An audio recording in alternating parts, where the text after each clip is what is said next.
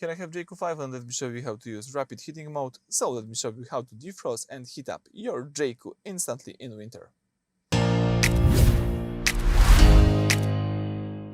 At the very beginning, let's open the AC settings. So let's use this button panel and let's use the AC button right here, this fan button. And now you've got access to the following settings. So let's just find the smart mode button and let's just tap it. And here you've got rapid heating.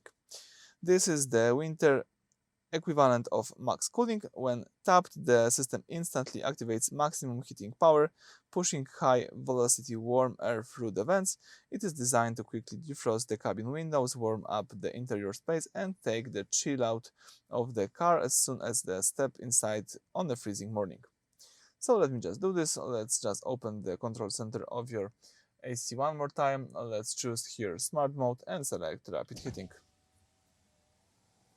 As you can see, everything turns on automatically. To disable it, you have to act in the same way. So let's here open the AC settings, tap rapid heating, and tap rapid heating again. So you just bring back the default configuration of your AC. So that's it. Thank you for watching. Please subscribe to our channel and leave thumbs up.